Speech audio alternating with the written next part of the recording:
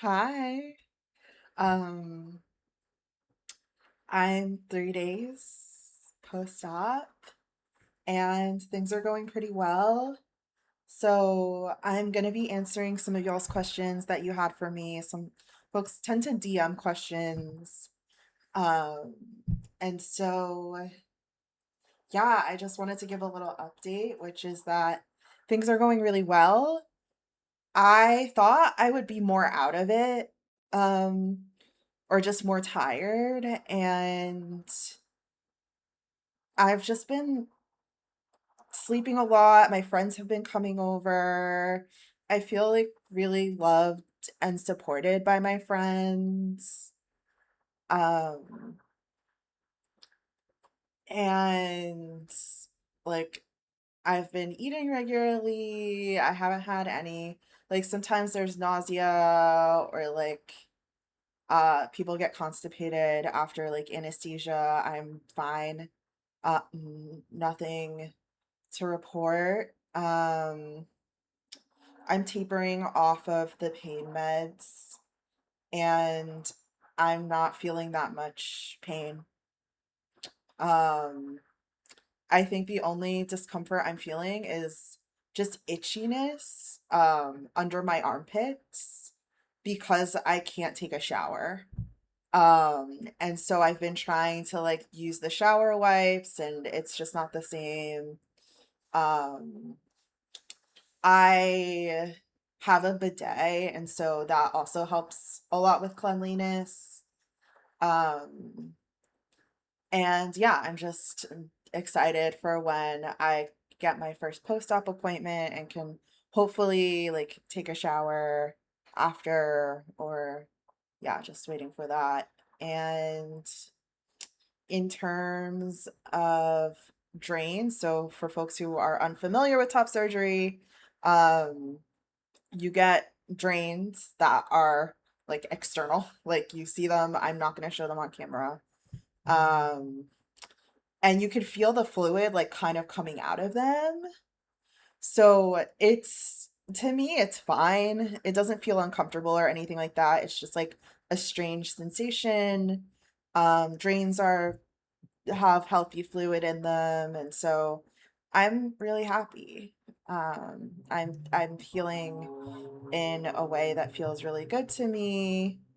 And yeah, I just feel yeah, I feel like healing is going really well.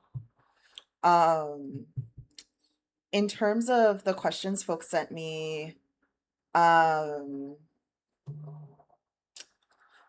the people ask me like when do you get to see like the results of the surgery under the binder? And I think next week. I'm not supposed to take the binder off right now, and there's not really much to see. Like the drains are there, like it's not anything. And then I got a question, how did I put together my care coordination system, and like what was that process like? And so my care coordination system, like the first page just had like links to my fundraiser, links like for planning my fundraiser, like if folks wanted to share like any of the Instagram posts or anything like that. Um, then the second page had a list of things I needed to purchase.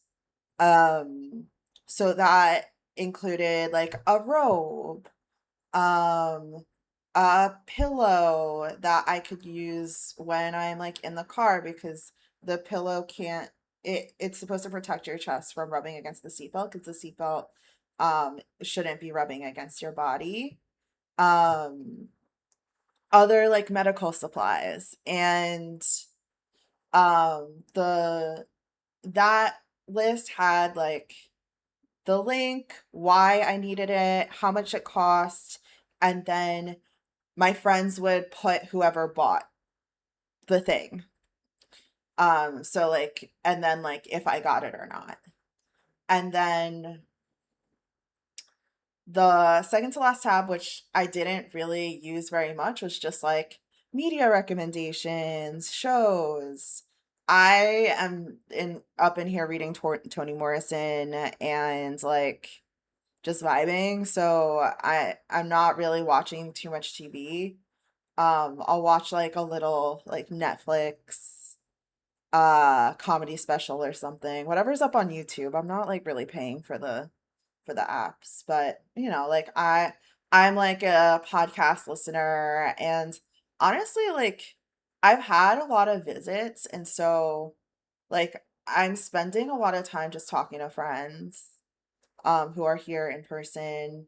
And then the last page of my sheet had shifts for folks to sign up for care. So, and I would split it um morning, afternoon, overnight. And the overnight was more of like on call. So, like, say that I was really feeling bad and I needed to go to the hospital, I could at least count on one friend to like have their like phone alert up to take me if I needed. And like my friend Charlotte slept over the first night. My friend Lau came over yesterday and we just decided that I didn't need an overnight stay. Um but yeah, it's and then yeah, those signups were the most important part of the sheet. Um and then I had a meal train. And the meal train, like one meal a day, or folks, what was also helpful is people buying gift cards. So I got like a DoorDash gift card, and so I can order DoorDash and have, if someone's visiting during the day, they could bring it up. So that feels really good. Um, yeah. And then another question I got was, how did you build a support network strong enough to cover a full meal train and supply wish list? Um, I think it's two things, which is like in order to like make a village, you have to be a villager. And I feel like when my friends like have stuff going on, I will show up for them. I care a lot about friendship. And I invest in friendships that are truly reciprocal. And so if I feel like a friendship is one-sided, or like I'm giving way more than like I feel good about, then like I tend to deprioritize those friendships.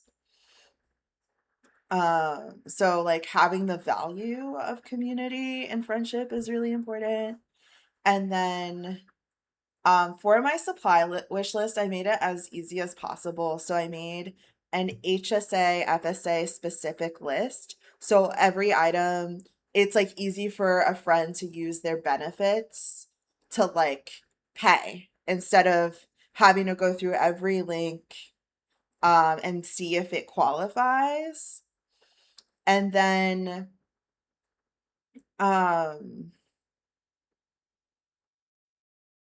yeah, my friends that did end up like paying like, paying for stuff, uh they budgeted for me like and that's also really sweet and it's like not lost on me. I've been through like really serious medical intervention and so I feel pretty comfortable asking for what I need and I feel like my friends that did show up for me in a financial way is it's like just really sweet and like yeah, I'm always like so grateful. And I know that like, when I have the means, like I'll pay it forward. I've always been like a really generous friend. So I don't I just think like having that value in your friendships is really important. Um yeah. So and y'all can ask me more questions if I didn't answer that. Um A question I got was, did you feel pressure to fit a certain narrative to qualify for surgery? No. So, um, I know you have to get a letter that says that you experience XYZ thing in your trans experience. I was really lucky that I talked to someone who knew what questions to ask, and there wasn't a lot of scrutiny. I go to a trans specific medical center. And so like and they're very used to like non-binary folks getting surgeries, non-binary folks getting on hormones without fitting like I guess like what this person is trying to allude to is like born in a man's body or uh man born in a woman's body kind of language. I didn't have to do any of that. Um like all of my medical providers were excited that I was taking this step. I and like going through the gender affirmation route because for folks who don't know, like if you're a cis woman and you're trying to get a chest reduction, they have height and weight requirements and they tie that to the chest you get. And so you have less autonomy over like what your chest is going to look like. And I didn't want to put myself I I didn't want to put myself through that. Like I was like I know what chest I want. I know what I want to do. Like and my care team was very very supportive. It also, I was dealing with like medical issues because my chest was so large. I had rashes underneath my chest. Um because like it would just get so hot. My hips were I can feel a huge difference in my hips and my lower back. I think my chest was at least 20 pounds. Like I it was a significant amount of body weight that was taken off of me. So yeah, I didn't feel any pressure to fit a certain narrative to qualify, and I felt like my medical providers were really supportive. Um, and okay, another question I got is what would you say to someone that doesn't have uh a big community around them? Oh, in terms of surgery. Okay. So, I live in the Bay Area. Um, I and even though I live in the Bay, like, did I feel emo about like not having like the typical like I don't have a romantic partner to come take care of me and like my parents really wanted my mom's especially really wanted to come down and I was like no, you will stress me out much more. Um and like yeah, it kind of sucks not having like I think family that I could lean on and trust. And so like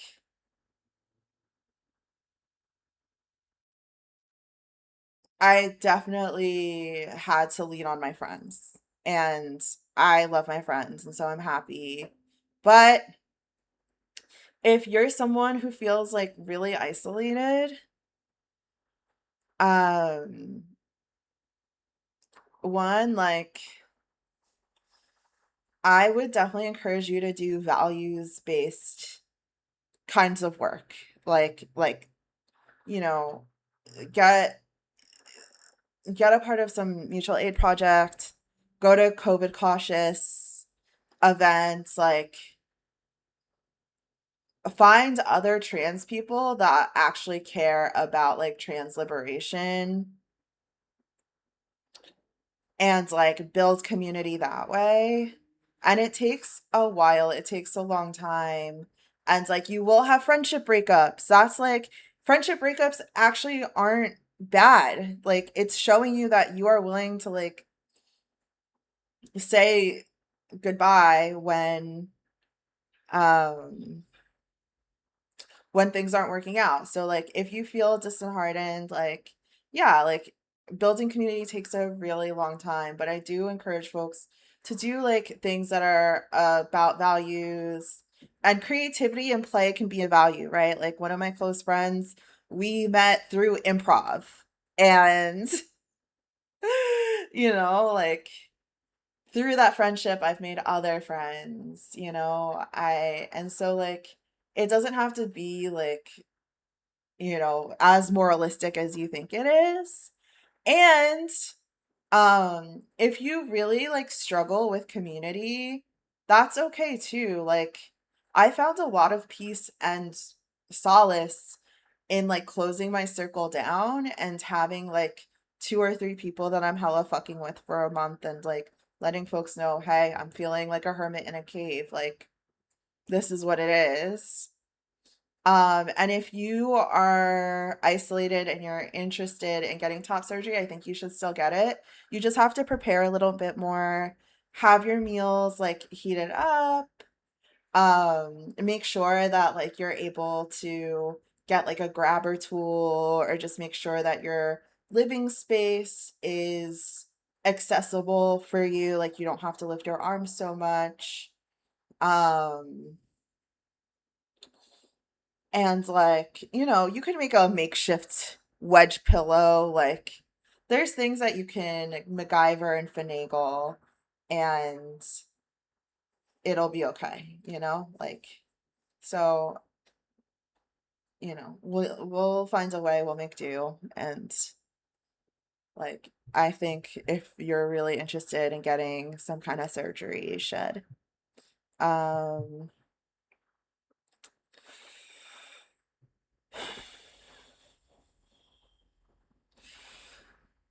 how is your experience in the Bay Area trans community different from New York, and how did that shape your path?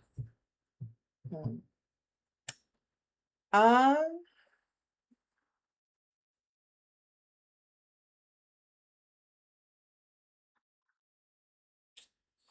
New York,